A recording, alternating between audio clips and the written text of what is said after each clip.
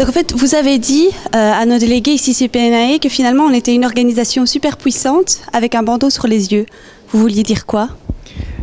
D'une part, il y a le bandeau sur les yeux parce que on a une grande difficulté de relais avec la base et aujourd'hui, on n'a pas une vision suffisamment précise de l'ensemble des équipes qui sont sur le terrain et de leur capacité de collaboration, que ce soit des collaborations entre entreprises d'un même secteur ou des collaborations entre entreprises d'une même commission paritaire. Si on prend précisément la CP 218 avec des entreprises extrêmement différentes, pour avoir véritablement une vision de la force d'action que nous avons, il faudrait se rendre compte sur une carte très concrètement où sont tous les représentants de la CPNAE, où ils agissent, comment ils travaillent et mettre en lien toutes ces personnes pour montrer qu'en fait le syndicalisme est une des forces sociales qui a la meilleure couverture géographique par rapport aux travailleurs. Et comment on peut expliquer alors ça ? Il y a une certaine résistance au niveau des personnes qui sont dans les entreprises et aussi une certaine résistance du côté des personnes qui sont dans l'institution pour fournir cet effort qui fait sortir de l'entreprise, s'intéresser à l'institution, mais qui aussi ouvre la possibilité d'une plus grande relation entre les entités de terrain sans passer par l'institution.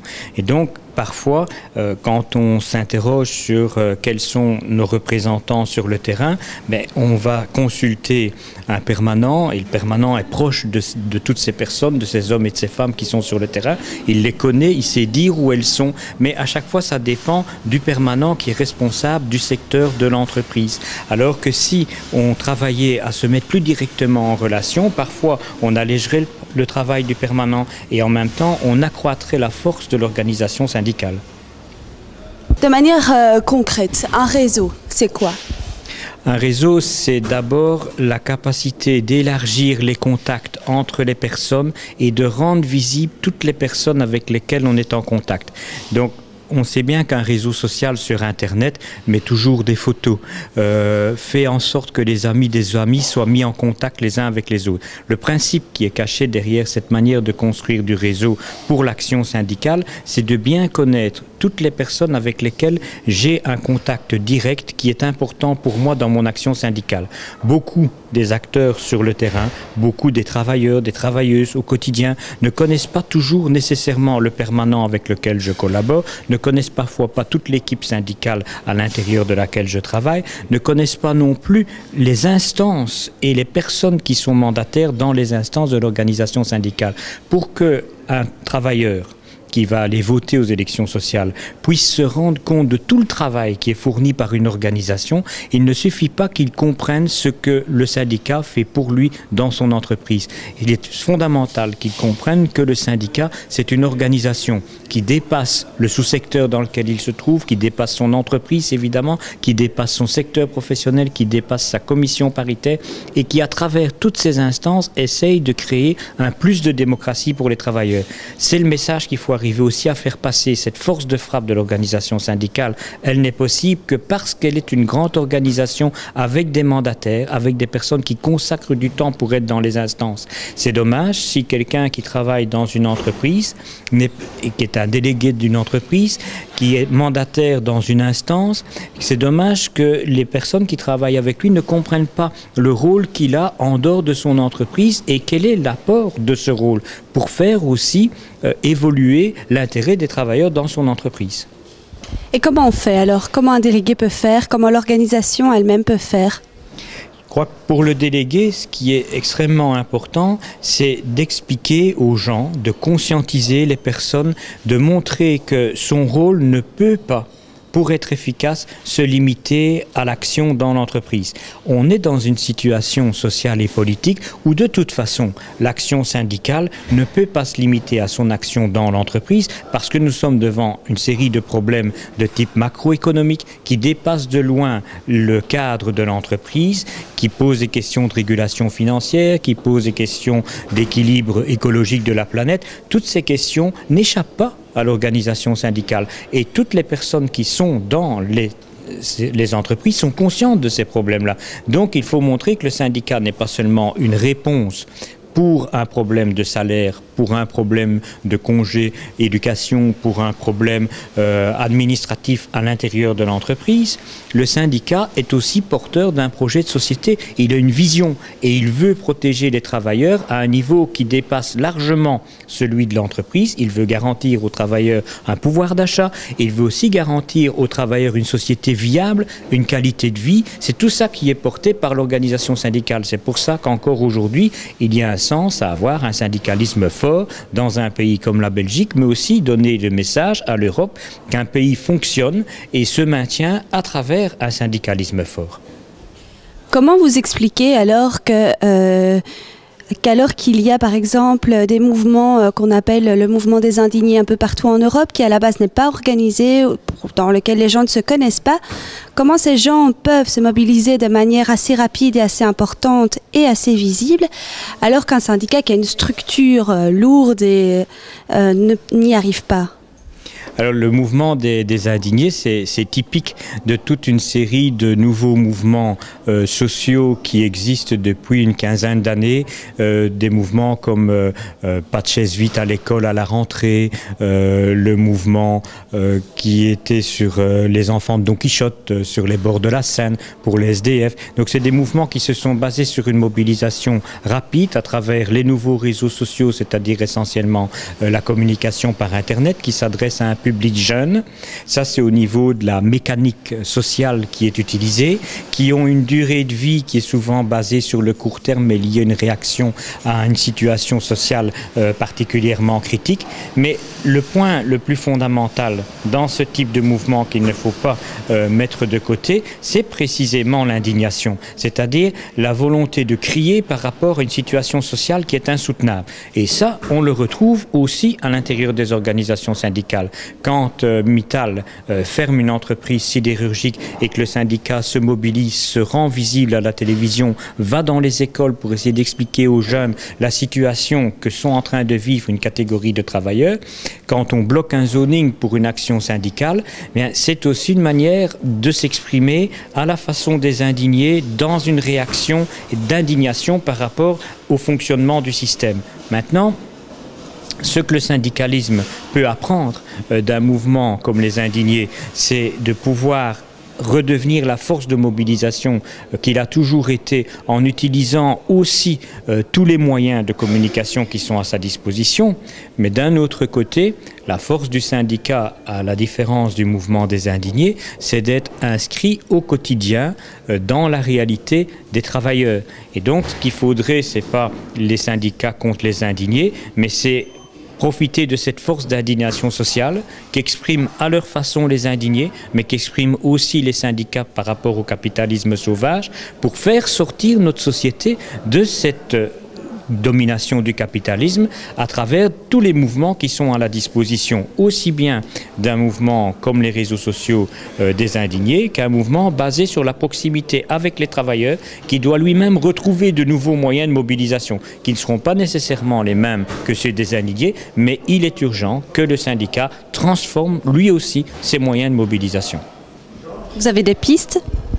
Alors oui, les pistes qu'on peut énoncer aujourd'hui, elles sont liées à la façon dont les équipes de terrain peuvent travailler ensemble sur une base d'activation géographique, en liant plus les actions qui sont basées sur des objets communs avec un intérêt de la société civile.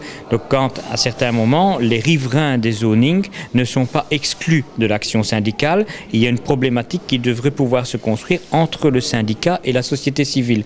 De la même façon, quand différentes organisations à l'intérieur du syndicat sont confrontées au même patron à travers une sous-traitance, à travers une entreprise de nettoyage qui intervient sur un site où se trouve une autre partie de l'organisation syndicale, jusqu'à aujourd'hui, il manque encore radicalement de contact entre des travailleurs intervenant dans une même zone géographique et parfois appartenant au même ensemble syndical, mais à des sous-sections différentes de cet ensemble syndical. Nous ne mettons pas aujourd'hui suffisamment les gens ensemble dans notre organisation. Nous pâtissons de la force hiérarchique de l'organisation et il y a un manque de transversalité à l'intérieur de l'organisation. Le contact entre les travailleurs sur une base géographique est l'élément primordial pour intéresser les travailleurs à participer à des mouvements qui sont intergéographiques. Donc il y a toute une progressivité, mais si on croit dans la capacité pour les gens de se mobiliser aujourd'hui dans un climat d'indignation, alors on peut apporter une réponse syndicale en leur proposant de nouveaux lieux de rencontre. Ok, vous parliez aussi finalement la première influence que le délégué doit avoir, c'est pas face à l'employeur. Oui, la première influence qu'il doit avoir aujourd'hui, c'est parfois directement par rapport à ses propres collègues délégués et par rapport à ses affiliés. La société est une société qui est devenue individualiste, pas seulement l'individualisme des travailleurs, des travailleuses, l'individualisme des affiliés, mais aussi parfois l'individualisme à l'intérieur de l'organisation syndicale. Donc il faut se reconvaincre et travailler ensemble pour se donner de nouveaux moyens d'action collective. Obtenir une influence positive, conscientiser ses collègues à de nouvelles méthodes d'action, c'est tirer parti, là, cette fois, de tous les outils que donne l'action syndicale, que fournit une organisation comme la CNE dans le cadre des élections sociales, que fournit la CSC dans le cadre des élections sociales, pour montrer qu'en mettant ensemble toutes nos compétences par rapport à ces outils, il est possible de reconstruire, au-delà de l'institution, un véritable mouvement à l'intérieur de la société. Gagner les élections, c'est aussi faire mouvement à l'intérieur de l'organisation syndicale, et un mouvement, ça se gagne d'abord dans une dynamique de proximité. Si ceux qui me sont proches dans mon action ne sont pas convaincus de la nécessité de passer par le collectif pour être plus fort, alors je ne peux pas être convaincant par rapport à d'autres organisations syndicales et je ne peux certainement pas être convaincant par rapport au patron. Ben justement, on en a parlé, les élections sociales, elles tombent bien cette année? Plutôt que de dire qu'elles tombent bien, je dirais qu'elles tombent dans un moment historique, ça c'est certain. On est dans un contexte en 2008 qui était un contexte encore euphorique, qui ne se rendait pas encore compte de ce qui allait arriver durant les vacances de 2008 et qui profitait de l'élan économique dopé par la spéculation financière depuis la fin du XXe siècle, depuis 2001-2002. Aujourd'hui, on ne peut plus faire l'impasse sur la crise. Après une première tentative de redressement en 2008-2009, nous sommes de nouveau retombés dans le trou en 2011. Et c'est face à cette restriction et à cette lutte sociale que va entraîner le capitalisme pour se restructurer que les élections sociales vont devoir se profiler. Donc c'est historique parce que le véritable enjeu des élections sociales, c'est montrer qu'il y a moyen de faire société autrement que ce que le capitalisme financier va essayer de nous imposer pour survivre. L'enjeu, ce sera d'un côté les tenants du système qui voudront de toute manière réformer le capitalisme financier et ceux qui, de l'autre côté, voudront faire la démonstration qu'il est possible de sortir du capitalisme financier. Pour le moment, du côté des autorités politiques et du monde économique, il n'y a pas de volonté réelle de sortir du capitalisme financier. Celui-ci alimente encore trop les profits de toute une série d'institutions et de personnalités. Et ce système-là n'a pas été fondamentalement remis en question. On essaye de créer des mécanismes de surveillance et on sait bien que l'ensemble du pouvoir financier qui est accumulé dans certains fonds d'investissement est totalement incontrôlable s'il n'y a pas une sortie du système qui finalement rend toujours l'action financière légitime sur un marché. Il faudrait donc de l'autre côté que des personnes offrent la possibilité d'un autre modèle.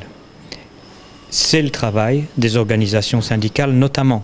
Ils ne sont pas seuls, mais imaginons-nous ce que pourrait être dans un pays comme la Belgique un front syndical qui mobilise dans les élections sociales sur le fait qu'une société de sortie du capitalisme financier est possible, que si le syndicat a une raison d'être, c'est parce qu'il est capable de porter ce projet, parce qu'il a des propositions concrètes qui font que les travailleurs pourraient être protégés dans une sortie du capitalisme financier.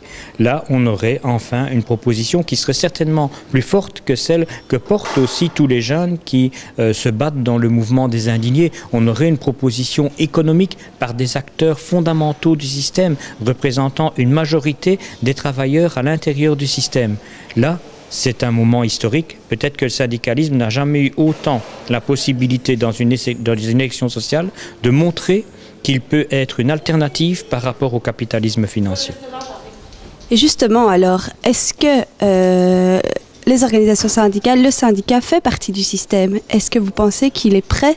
Est-ce que l'entièreté du syndicat est prêt à changer de système? Alors, par le droit, on pourrait dire, par la conquête du droit social, le syndicat est devenu une partie du système national de concertation sociale. Il n'est qu'un élément de consultation une fois qu'on passe dans un capitalisme européen ou international. Quand on parle d'organisations comme le G8 ou le G20, il ne s'agit vraiment plus d'un contre-pouvoir ni d'une force, c'est simplement un élément de consultation qui entre très peu dans la balance. Donc il n'est qu'une partie très infime du système par le biais du droit social dans la concertation sociale, mais en même temps, il a toujours été une partie d'opposition au système. Sa vocation, sa raison d'être, sa légitimité, c'est d'être une opposition, un contre-pouvoir, une résistance au système. Et donc, c'est revenir à sa raison d'être fondamentale que d'enclencher un mécanisme de résistance au système et de rendre possible la mutation du système. Donc, ce qu'on cherche, ce n'est pas l'explosion du système, ce n'est pas la destruction du système socio-économique. Il y a toujours une responsabilité syndicale fondamentale par rapport à la préservation de l'outil, par rapport à la préservation du travail, par rapport à la fonction économique de la croissance à l'intérieur de la société, mais ce qui est en jeu aujourd'hui, c'est une mutation radicale de ce système. Ce système n'a pas toujours été un système de capitalisme financier, il était un capitalisme commercial, il était un capitalisme industriel. Aujourd'hui, il est absolument nécessaire, si on veut vivre dans une société écologiquement viable et socialement équitable, de sortir d'un capitalisme violent et injuste, qui est cette forme nouvelle de capitalisme liée à la spéculation sur toutes les formes de biens, y compris les biens primaires, comme les biens liés à l'alimentation. Ça rend la planète impossible à vivre dans le court terme. Donc là, le syndicat peut remplir son rôle à fond, c'est celui d'être un contre-pouvoir qui permet au système de se transformer et d'essayer de s'adapter au mieux pour ses populations.